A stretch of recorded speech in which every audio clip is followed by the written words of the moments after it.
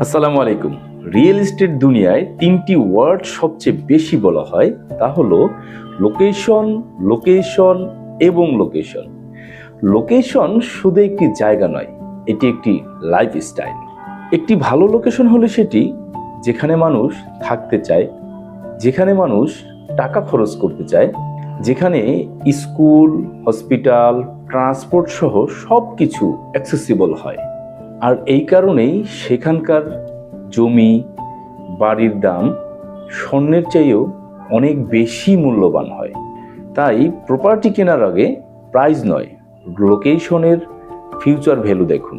উদাহরণস্বরূপ যদি আমরা আফতাবনগরের কথা বলি, দেখুন বনশ্রী এবং আফতাবনগর দুইটাই কিন্তু পাশাপাশি অবস্থান, অথচ বনশ্রীর চাইতে আফতাবনগরের প্রাইস ভ্যালু অনেক অনেক গুণ বেশি।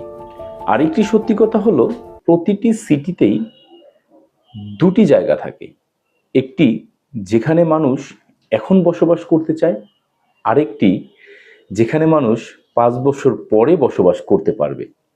আর যে প্রথম জায়গাটা টার্গেট করে সে হচ্ছে সেফ প্লেয়ার, কিন্তু যিনি দ্বিতীয় জায়গাটা চিনতে পারে সে হচ্ছে ভিশনারি। এখন আপনার কাছে আমার প্রশ্ন, আপনি কি আপনার প্রথম প্রপার্টি কেনার কথা ভাবছেন? তাহলে ভাবুন, আপনি কি এমন জায়গায় ইনভেস্ট করছেন যেখানে আপনি শুধু নিজেকে অ্যাডজাস্ট করবেন, নাকি এমন জায়গা যেখানে ফিউচারে মানুষ ইনভেস্ট করতে আগ্রহী হবে? লোকেশন মানে শুধু ফিজিক্যাল এরিয়া নয়, এটি একটি complete ecosystem. Safety, transport, demand, development plans, এই সবের একটি মিশ্রণ।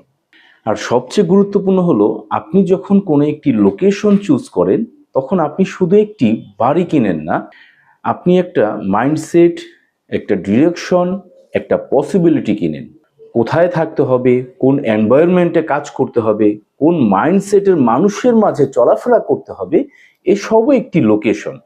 তো এখন থেকে আপনি যখনই কোনো জায়গা দেখবেন তখন শুধু প্রাইস ট্যাগ দেখবেন না, সেই জায়গার স্টোরি দেখুন, তার ফিউচার দেখুন, তবেই আপনি একটি ভালো লোকেশন চুজ করতে পারবেন।